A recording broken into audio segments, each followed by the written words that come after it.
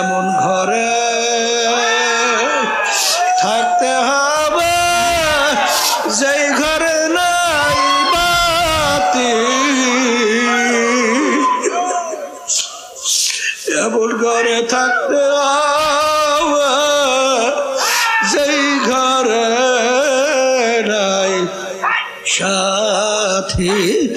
এ বড় লোক আমার বাবারা, হে ধনী আমার বাবারা, এ ধনী সম্পূর্ণ ক্ষমতা সম্পন্ন আমার বাবারা, কোন ক্ষমতার পিছনে পড়ছো, কোন সম্পদের পিছনে পড়ছো? আল্লাহ আল্লাহ, এত টাকা রাখবা কোথায়? কাপড়ে যে পকেট নাই। তোমার আমার গুনার কথা মনে কইরা,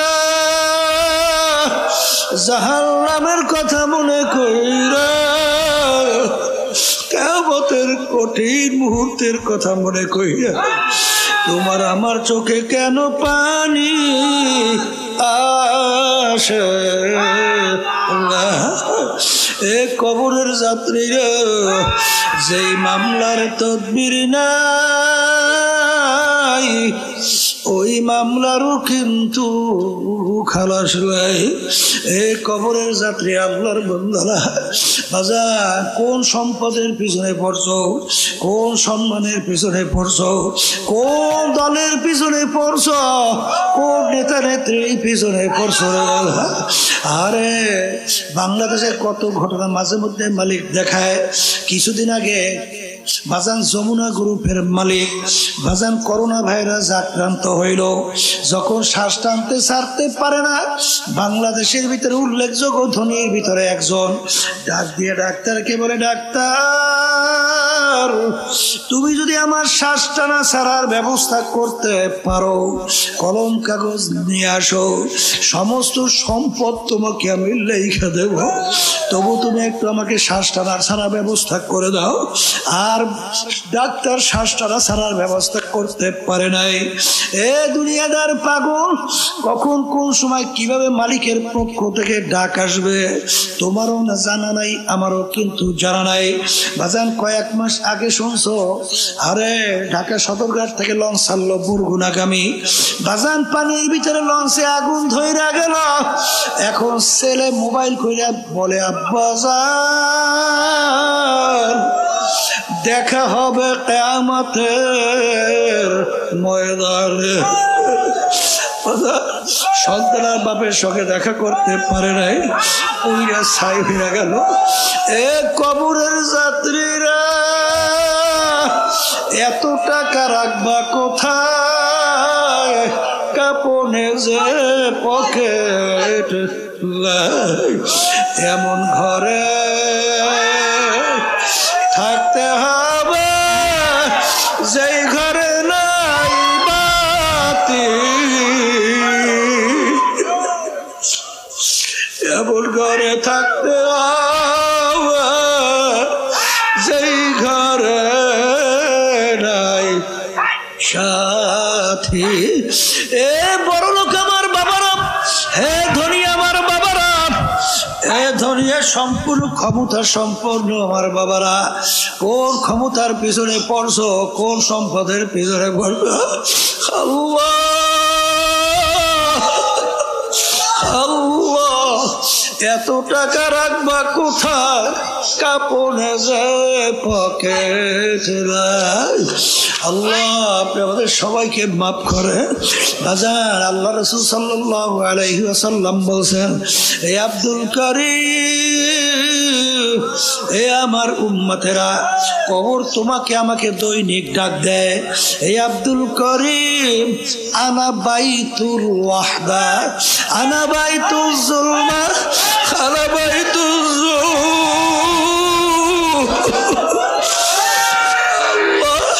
কবর তোমাকে আমাকে ডাক দেয়। আরে আমি অন্ধকারের ঘর, আমি পোকা মাকড়ের ঘর। আল্লাহ আল্লাহ আপনি আমাদের সবাইকে মাফ করিয়া, মালিক আপনি আমাদের সবাইকে মাফ করিয়া। আরে যেই মামলার তদবির নাই ওই মামলারও কিন্তু খালাস নাই। আমার মালিক ইচ্ছা করলে তোমাকে আমাকে অন্ধ কইরা দুনিয়ায় বানাইতে পাঠাইতে পারতো কি পারতো না? ওকে আসতে কই রে পারতো না? তখন দুনিয়া তোর মূল্য ছিল কি? নেতা সেন্স না, নেতা দল সেন্স, সম্পদ সেন্স, সম্মান সেন্স, আল্লাহর সেন নাই। কথা ঠিক না? ঠিক।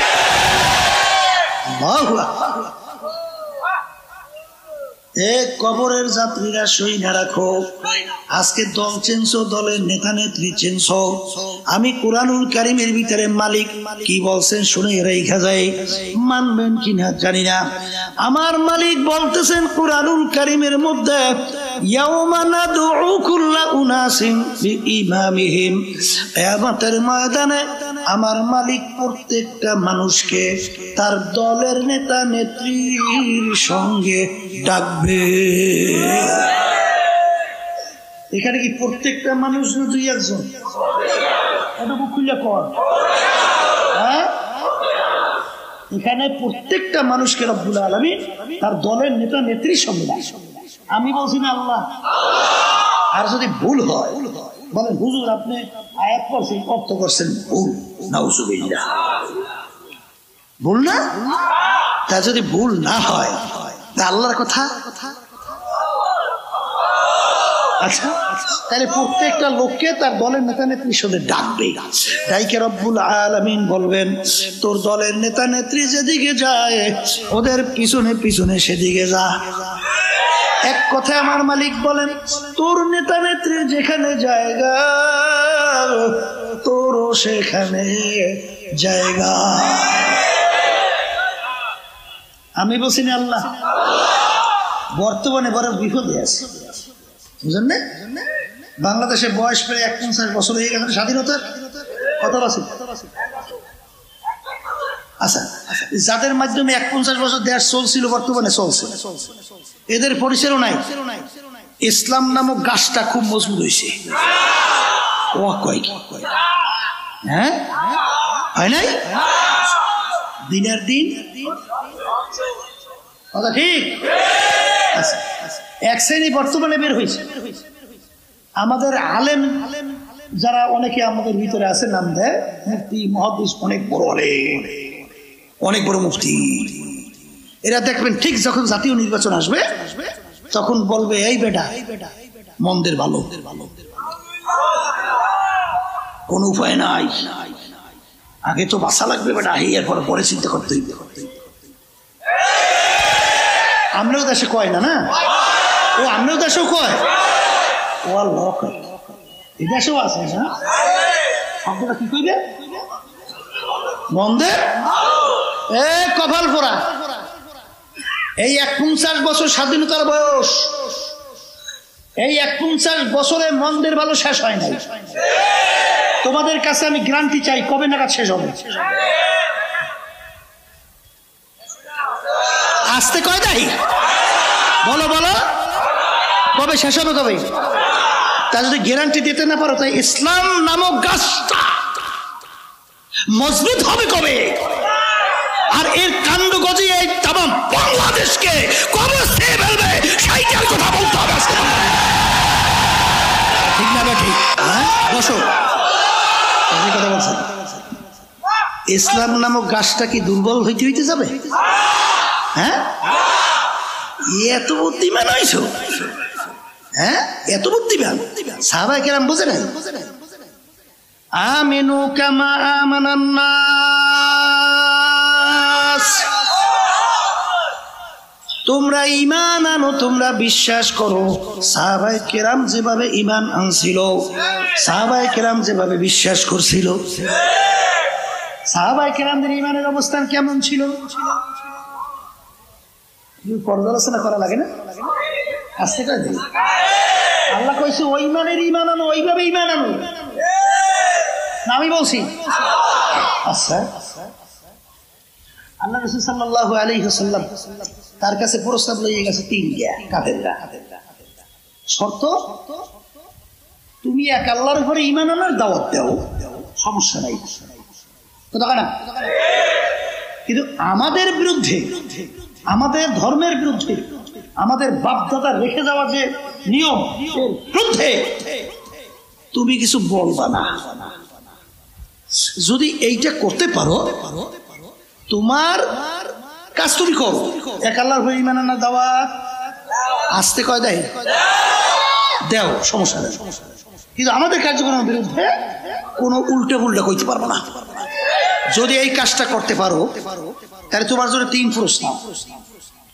1 নম্বর প্রস্তাব, তোমাকে আরবের নেতা বানাইয়ে দেব, মানে প্রেসিডেন্ট, আমাদের দেশে যেটা বোঝেন আরবের কি এক কথায় বাদশাহ, কি বানাইবে?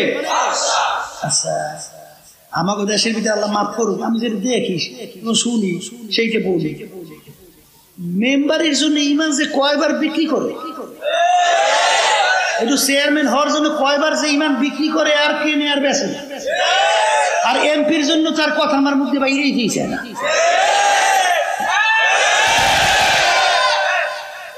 এই আল্লাহর বান্দারা, বর্তমানে শুনছি জাতীয় নির্বাচনের সময় বলে 1000 টাকা দিলেই বলে আবার ইমান না বিক্রি করি, এইবার বলে বিভিন্ন কাজে কি করে, ঠিক না? এ কপাল পোড়া, তোর দাম একটা ইলিশ মাছের দামও হয় না, হ্যাঁ? তোর একটা ছাগলের দামও তোর দাম নাই, তোর ইমানের একটা ছাগলের দামও তোর ইমানের নাই।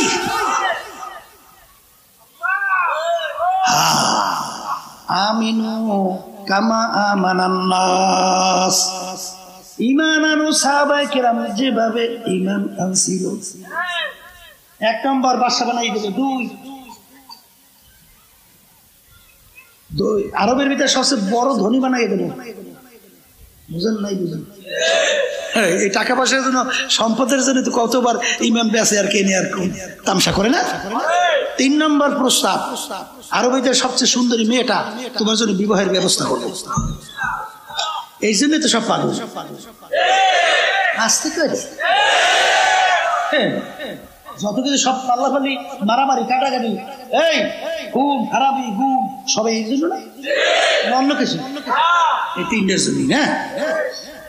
আল্লাহ রাসূল সাল্লাল্লাহু আলাইহি ওয়াসাল্লাম ওদের এই প্রস্তাব মানছে না? হ্যাঁ, আল্লাহ রাসূল সাল্লাল্লাহু আলাইহি ওয়াসাল্লাম বলেন, এ কাফেরেরা, আরবের রাজা বানাবি আর ধনী বানাবি, সুন্দরী মেয়ের বিবাহের ব্যবস্থা করবি। শোন, যদি আকাশের ভিতরে চাঁদ দেখো না, চাঁদ ওইটা যদি আমার এক হাতে আর এক হাতে সূর্য নামাইয়ে দাও, অসম্ভব। তারপর আমি এক আল্লাহর উপরে ঈমান আনার দাওয়াত এবং তোদের অন্যায়ের বিরুদ্ধে আমি বলতেই থাকবো। আর বর্তমানে একদল বের হইছে, আল্লাহ মাফ করুক, আমরা অনেকে হুজুর দাবি কইরা ফাসেকদের এমন ভাবে প্রশংসা শুরু করে, মনে হয় যেন আল্লাহর ওলি এখন মাত্র আসমান থেকে নাজিল হয়েছে না। হাদিসের ভিতরে আসছে, আল্লাহ রাসূল সাল্লাল্লাহু আলাইহি ওয়াসাল্লাম বলেন, যখন ফাসেকদের প্রশংসা করা হয়, রব্বুল আলামিনের আরশ থরথর করে কাঁপতে থাকে।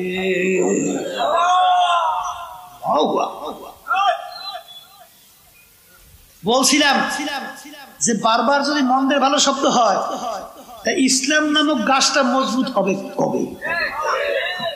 ঠিক না? গ্যারান্টি চাইছিলাম, দিতে পারেন না, পারছেন?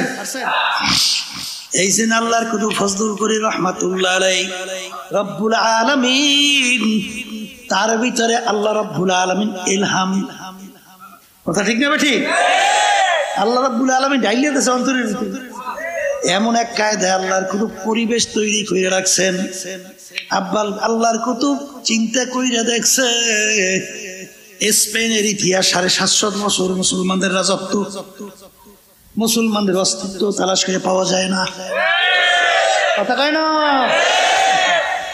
হে আল্লাহর বান্দারা, পর্দা আলেম মা বোনেরা, না আমেরিকা, না লন্ডন সে হুলফাত, আমি মস্ত মদিনা কারো খুদায়া। এ আব্দুল করিম আব্দুল রহিম, এ রহিমা খাতু, শাড়িটার নৌকা ছাড়ছো কোথায়? নৌকা যায় কোথায়? তোমার নৌকা আমেরিকার লন্ডনের ঘাটে ঘাট দিবে না আল্লাহর হাবিবের রওজা মুবারকের পাশে মদিনায় ঘাট দিবে? চিন্তা ভাবনা করে নৌকা চালা, কথা কয় না। মান তাসাব্বাহা মিনহুম মান তাসাব্বাহা ফাহুয়া কওমিন ফাহুয়া মিনহুম। এই দুনিয়ার ভিতরে যেভাবে তুমি যার সঙ্গে সম্পর্ক রাখবা, যেই দলভুক্ত হইয়া চলবা, যেই দলের নেতা নেত্রীকে নেতা নেত্রী মানবা, আল্লাহর রাসূল বলেন কিয়ামতের ময়দানে তুমি ওই দলভুক্ত হইয়া উঠবা এবং ওই দলের নেতা নেত্রীর সঙ্গে তোমার হাসর হইয়া যাবে। যার সঙ্গে যার মোহাব্বত, তার সঙ্গে তার কিয়ামত। বলেন, যার সঙ্গে যার মোহাব্বত, তার সঙ্গে তার কিয়ামত। কথা ঠিক কিনা? সাহাবায়ে কেরামদের ঈমান কেমন ছিল? সংক্ষেপে দুই একটা শুনাইতে আছে। দাওয়াত দিছে এই বাদশা সাহাবায়ে কেরামদের এক জামাতকে। সেই দেশে ভিতরে সবচেয়ে ঘৃণিত কাজ ছিল খাওয়ার পরে প্লেট পরিষ্কার করে খাওয়া। এক এক দেশে এক একটা নিয়ম থাকে না? এই দেশের ভিতরে সবচেয়ে ঘৃণিত কি? প্লেট পরিষ্কার করে খাওয়া। এখন সাহাবায়ে কেরামদের নিয়ম কি? সুন্নাত তরিকা কি? হ্যাঁ, প্লেট পরিষ্কার করে খাওয়া। এখন বাদশার মেহমান, তাদের সবচেয়ে কাজও এটা ঘৃণিত। সেই কাজটা যদি বাদশার মেহমান না করে, তখন বাদশা সমাজে মুখ দেখাতে পারবে? বাদশা লজ্জিত হবে না? অপমানিত হবে না? বাদশা অনুরোধ করতেছে, হুজুর আমরা তো জানি আপনারা খাওয়ার পরে প্লেট পরিষ্কার করিয়া চাইতে খান। হুজুর আমাদের দেশে সবচেয়ে ঘৃণিত কাজ হয়ে গেছে। এই কাজটা যদি আপনারা আমার মেহমান হয়ে করেন, তাহলে আমি সমাজে হুজুর মুখ দেখাতে পারবো না। আজকে আমার সম্মানের জন্য এই কাজটা আজকে আর একটু কইলেন না।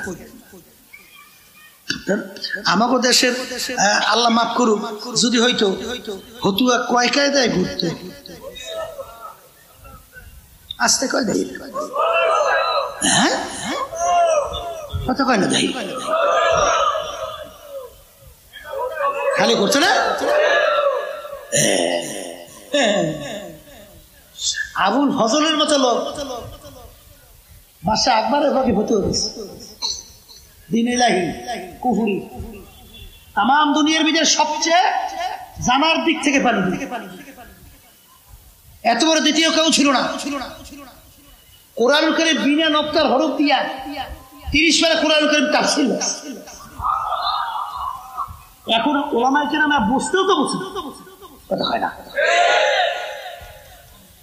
সে কিন্তু আবুল ফজলের পক্ষে হতে হয়েছে। আর ওই সময় মুজাদ্দিদ আল ফিসানি রাহমাতুল্লাহি আলাইহি কি কর বাদশা আকবরের বিরুদ্ধে দ্বীনে ইলাহির বিরুদ্ধে ফতোয়া দিয়েছে। কথা ঠিক কি না?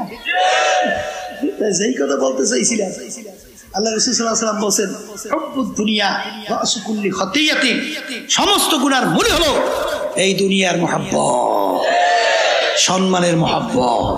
কথা ঠিক না বেঠিক? এ কবরের যাত্রীরা, আমরা কেউ দুনিয়াতে থাকতে পারবো না, কেউ থাকতে পারেও নাই। এ আল্লাহর বান্দারা, পর্দালে মা বোনেরা, আজকে মুসলমানদের দায়িত্ব কর্তব্য হলো ইসলাম নামক গাছটার একটু ইসালি কইরা গোড়ায় পানি দিয়ে একটু তরু তাজা কইরা রাইখে যাইতে পারি কিনা। আসতে কয় দেয় যদি মাটির নিচে না যায়, ওই ইটের উপরে কোনোদিন বিল্ডিং হয়? এখন যে ইট মাটির নিচে যাইবে ও কোনোদিন বলবে, ও কোনোদিন চাইবে যে আমার তো কোনোদিন কেউ দেখবি, আমি মাটির নিচে যাবো না। কোনোদিন বিল্ডিং তৈরি হবে না। তোমার আমার মতো যদি ইসলামের নামক বৃক্ষটা আজকে রোপণ কইরে একটু চারাটা একটু ইসালি কইরা একটু পানি দিয়ে সতেজ কইরা রাইখে যাইতে পারি, আল্লাহ ভালো জানে, বলতে পারি না কবে কি হবে। এই একদিন আল্লাহর ফজল ও করমে ইসলাম নামক গাছটা একটা বড় বৃক্ষে আল্লাহর ফজলে পরিণত হবে। কথা ঠিক না বেটি? রাজি আছেন কি? রাখা রাত সবাই না দুই একজন? নারায়ে তাকবীর, अल्लाहुम्मा में पे हाथ नमान। दिन के सूरज डूब रही है हम लोगों के सामने, रोज़े महशर क्या जब है मुस्तफा की सामने। एक कबरेर যাত্রীরা, আল্লাহর বান্দারা, পর্দার আড়ালের মা বোনেরা, বাজান আমাদেরকে মালিক বানাইলেন তার ইবাদতের জন্য। ইবাদত শব্দের অর্থ মালিকের হুকুম অনুযায়ী চলা। বাজান নামাজ পড়া যেরকম নাকি ইবাদত, নামাজ না পড়াও কিন্তু ইবাদত। রোজা রাখা যেরকম নাকি ইবাদত, রোজা না রাখাও কিন্তু ইবাদত। মালিক আমাদেরকে বানাইলেন তার ইবাদতের জন্য। অনেকে প্রশ্ন করতে পারেন, হুজুর তাহলে অন্য অন্য মাখলুকাত গুলো আমার মাওলা কেন বানাইলেন? আমার মালিক কোরআনুল কারীমের ভিতরে বলেন, ওয়া খুলিকা লাকুম মা ফিল আরদি জামিআ, অন্য অন্য মাখলুকাত গুলো আমি বানাইলাম তোমাদের জন্য। এ আল্লাহর বান্দারা, কবরের যাত্রীরা, আমরা যে সূর্য দেখতেছি, সূর্য আমাদের মানুষের দরকার আছে না নাই? একটা মানুষ দুনিয়ায় না থাকলে সূর্যের কিন্তু কিছু আসে যায় না। বাজান গাবি গরু আমাদের দরকার আছে না নাই? একটা মানুষ দুনিয়ায় না থাকলে গাবি গরুর কিছু আসে যায় না। বাজান হালি গরু আমাদের দরকার আছে, গাছ আমাদের দরকার আছে না না? একটা মানুষ দুনিয়ায় না থাকলে গাছের কিন্তু কিছু আসে যায় না। এ কবরের যাত্রীরা, এ আল্লাহর বান্দারা, এ পর্দার আলেম মা বোনেরা, ভালো কইরা বোঝো, অন্যান্য মাখলুকাত মালিক বানাইলেন আমাদের জন্য। আমাদেরকে বানাইলেন মালিক তার ইবাদতের জন্য। ইবাদত শব্দের অর্থ বলছিলাম মালিকের হুকুম অনুযায়ী চলা। নামাজ পড়া যেরকম নাকি ইবাদত, নামাজ না পড়াও কিন্তু ইবাদত। অনেকে বলতে, হুজুর নামাজ না পড়লে ইবাদত কিভাবে হয়? সূর্য উঠতেছে ওই সময় যদি নামাজ পড়ে সব না গুনাহ? সূর্য মাথার উপরে চলে আসছে, নামাজ পড়লে সব না গুনাহ? সূর্য ডুবতেছে ওই সময় নামাজ পড়লে সব না গুনাহ? পড়লেন নামাজ, পাইলেন গুনাহ। কারণ কি? ওই নামাজটা মালিকের হুকুম অনুযায়ী হয় না। এ কবরের যাত্রীরা, ভালো কইরা বুঝো, যেই কাজটা মালিকের হুকুম অনুযায়ী হবে, ইবাদতের ভিতরে গণ্য হবে। আমার মালিকের হুকুম প্রতিটা মানুষের ব্যক্তিগত জীবনে আছে না নাই? আসতে কয়টা? পোশাকাদির ব্যাপারে আছে না নাই? পারিবারিক জীবনে আছে না নাই? সামাজিক জীবনে আছে না নাই? বাজান ব্যবসা ক্ষেত্রে আছে না নাই? কামাই খরচের ভিতরে আছে না নাই? রাজনৈতিক জীবনে আছে না নাই? বাজার আন্তর্জাতিক জীবনে আছে না নাই? এ কবরের যাত্রীরা, ছাত্র 10 সাবজেক্টে পরীক্ষা দেয়, 9 সাবজেক্টে যদি গড়ে 900 নম্বর পায়, প্রত্যেক সাবজেক্টে 100 করে নম্বর। বাজার এক সাবজেক্টে যদি ফেল করে ছাত্র ফেল না পাস। আর 10 সাবজেক্টে গড়ে যদি 33 করে নম্বর পায় ছাত্র কিন্তু পাস। কথা ঠিক কিনা? এ কবরের যাত্রীরা, দিন কিন্তু পরিপূর্ণ। আমার মালিক বলছেন, দিনের ভিতরে পুরা ঢুইকে তারপর আমার কাছে হাজিরা দাও। কিছু মানবেন, কিছু মানবেন না, ছাত্র কিন্তু পাস করতে পারবে না। এই যে আমার ভাইদেরকে বলবো, পর্দার মা বোনদেরকে বলবো, গাবি বানাইলেন মালিক আমাদের জন্য। আমার মালিক তোমার আমার দিকে তাকাইয়া তাকাইয়া বলেন, আব্দুল কারীম ও রহিমা খাতুন, আমি তোর বিচার চাইয়া চাইয়া দেখি, তুই গাবি গরু পালো, বাচ্চা হবে, বংশ বিস্তার লাভ করবে, গরু দুধ হবে, তুই দুধ খাবি, তৃপ্তি লাভ করবি। আমি তোর বিচার চাইয়া দেখি, তুই গাবি গরুটা এখন বাচ্চাও দেয় না, দুধও দেয় না, তুই কি করলি? গাবি গরুটাকে তুই ফালাইয়া দাও নাই, ছুরি ধার করলি, গাবি গরুটাকে শোয়াইলি, জবাই কইরা চামড়া কইরা গোস্ত পাক করে নিজে আত্মীয় স্বজন নিয়ে খাইলি। খা বান্দা, আমি তোর জন্যই বানাইলাম। আম গাছ বানাইলাম আম খাওয়ার জন্য, আম লাগাইলে আম হয় না, আমি তোর বিচার চাইয়া দেখি, আম গাছ কাটলি, তক্তা তৈরি করলি, বাকি অংশ লাকড়ি তৈরি কইরা আগুন জ্বালিয়ে ভাত তরকারি পাক কইরা খাইলি। খাবন্ধ আমি তোর জন্যই বানাইলাম, তোদেরকে আমি বানাইছিলাম আমার ইবাদতের জন্য। আমি তোর বিচার চাইয়ে চাইয়ে দেখি হজরের সময় মুয়াজ্জিন তোকে আমার পক্ষ থেকে ডাকে, আসসালাতু খায়রুম মিনান নাওম, ঘুম হইতে নামাজ ভালো। তুই নাকটাই না ঘুমাও, তুই আমার হুকুম পালন করতে মসজিদে যাও নাই, তোকে আমি ফজরে আমার ইবাদতে পাই নাই, জোহরে ডাকলাম তোকে আমি পাই নাই, আসরে ডাকলাম পাই নাই, মাগরিবে ডাকছি পাই নাই, ইশায় ডাকলাম পাই নাই, হারাম হালাল তো মিস কইরা খাইতে চলতে বললাম খাও নাই, চলো নাই, আরে জুলুম করতে মানা করলাম ছাড়ো নাই, মিথ্যা কথা বলতে মানা করলাম ছাড়ো নাই, বেপর্দা চলতে মানা করছি, বেপর্দায় চলছো পর্দা করো নাই। এক কথায় তোকে আমি ইবাদতে পাই নাই, এখন তোর বিচার তুই কর, তোকে আমি বানাইছিলাম আমার ইবাদতের জন্য, এখন তোকে মানুষ জবাই করে খাইবে তাও তো জায়েজ রাখি নাই। এ বান্দা বান্দি তোর বিচার কর, তোকে এখন আমি কোন কাজে লাগাবো ভালো করে যাই না রাখিস।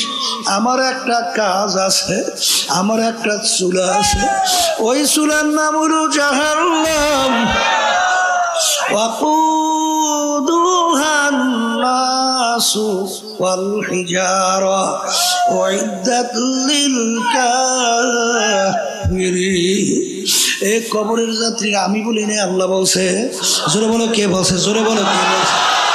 আমার মালিক বলেন শুইনারা, তোর মতোই নাফরমানের আমার জাহান্নামের আগুন জ্বালাইতে হাজালি লাগবে। আল্লাহ আপনি আমাকে আমাদের সবাইকে মাফ করে। কবরের যাত্রীরা আসলে তোমার আমার চিন্তাও নাই, চেষ্টাও নাই, চোখেও পানি নাই। বাজান ইতিহাস পড়িয়া দেখো, আল্লাহু আল্লাহ। মুসা আলাইহিস সালাম রওনা করলেন আল্লাহর সঙ্গে দেখা করার জন্য। পথের পাশে থেকে একটা পাথর যার যার কানতে আছে। মুসা আলাইহিস সালাম বলে, পাথর তুমি কেন কান্দ? পাথর বলে, জামানার নবী মুসা কোথায় রওনা করছে? মালিকের সঙ্গে দেখা করার জন্য। পাথর ডাক দিয়ে বলে, হে জামানার নবী মুসা, আপনি একটু আমার কথা মালিকের কাছে বলিয়েন যে অমুক জায়গায় একটা পাথর তোমার ভয়, তোমার জাহান্নামের ভয়, কানতে কানতে নহর জারি করছে। পাথর তোমার জাহান্নামের আগুন থেকে মাপ চায়। মুসা আলাইহিস সালাম বলে, মালিক পাথর তোমার ভয়, জাহান্নামের ভয়, কান্দে জাহান্নাম থেকে মাপ চায়। রব্বুল আলামিন বলে, হে জামানার নবী মুসা, তুমি পাথরকে জানাইও ওকে আমি জাহান্নামের আগুনে জ্বালাবো না। বাজার মুসা আলাইহিস সালাম বলে, পাথর তোর কপাল ভালো, আমার মালিক তোর কান্না কবুল করছেন, তোকে মালিক জাহান্নামের আগুনে জ্বালাবে না। পাথরের কান্না বন্ধ হয়ে গেল। কিছুদিন পর যখন ওই পথ থেকে রওনা করলো, দেখে পুনরায় আবার পাথর কান্দে। নবী ধমক দিয়ে বলে, পাথর তুই কি আমার কথা বিশ্বাস করো নাই? তুই আবার কেন কান্দ? পাথর বলে, নবীরে কথা বিশ্বাস করছি, কিন্তু চিন্তা ভাবনা কইরা দেখলাম আমি যদি না কান্দতাম আপনার নজরেও পড়তাম না, আপনার নজরে না পড়লে আপনি আমার কথা মালিকের কাছে বলতেও পারতেন না। পাথর বুঝি আমি জাহান্নাম থেকে মাপও পাইতাম না। যেই কান্নার উসিলে আমি পাথর জাহান্নামের আগুন থেকে মাপ পাইলাম, ওই কান্না পাথর আমি কিয়ামত পর্যন্ত আর ছাড়ব না। এই আল্লাহর বান্দারা, কবরের যাত্রীরা, একটা পাথর যদি বাউলার ভয় কাঁদতে কাঁদতে নহর জারি করতে পারে, তোমার আমার গুনার কথা মনে কইরা, জাহান্নামের কথা মনে কইরা, কিয়ামতের কঠিন মুহূর্তের কথা মনে কইরা, তোমার আমার চোখে কেন পানি আসে না?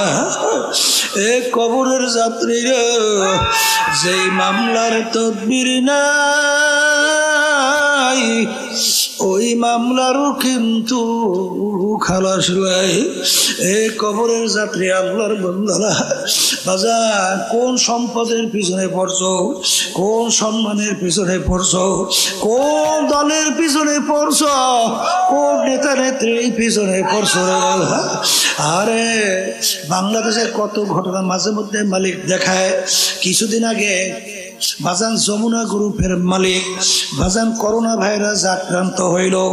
যখন শ্বাস টানতে ছাড়তে পারে না, বাংলাদেশের ভিতরে উল্লেখযোগ্য ধনীর ভিতরে একজন ডাক দিয়ে ডাক্তারকে বলে, ডাক্তার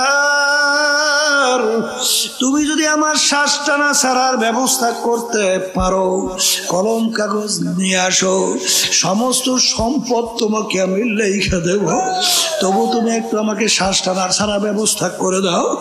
আর ডাক্তার শ্বাস টানা ছাড়ার ব্যবস্থা করতে পারে নাই।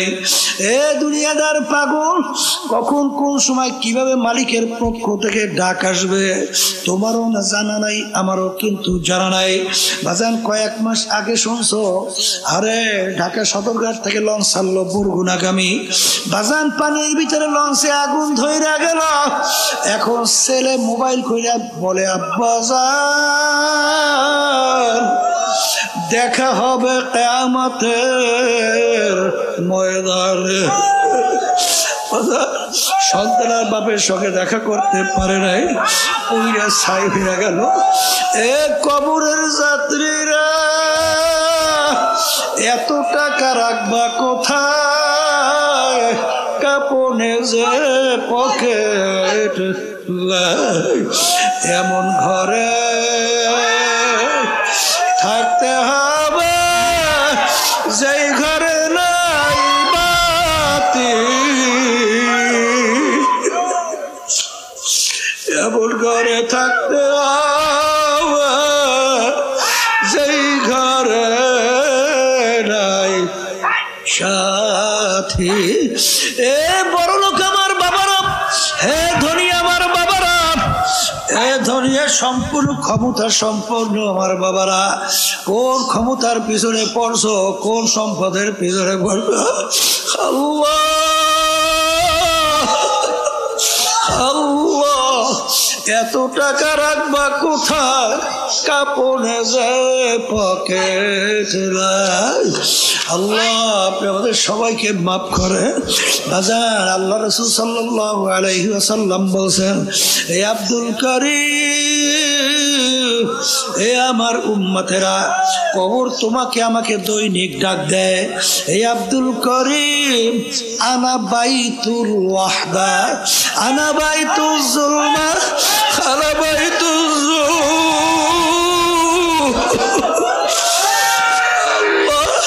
কবর তোমাকে আমাকে ডাক দেয়। আরে আমি অন্ধকারের ঘর, আমি পোকা মাকড়ের ঘর। আল্লাহ আল্লাহ আপনি আমাদের সবাইকে মাফ করিয়া দেন। মালিক আপনি আমাদের সবাইকে মাফ করিয়া দেন। আরে যেই মামলার তদবির নাই, ওই মামলারও কিন্তু খালাস নাই।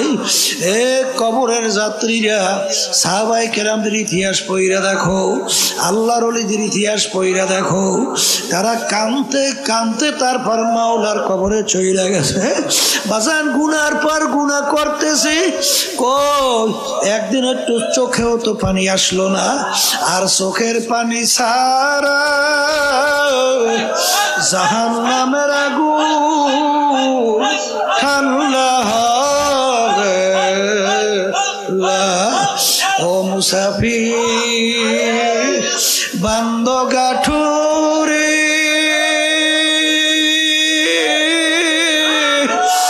বহু দূরে ঠিকানা, আসবি জানা কাল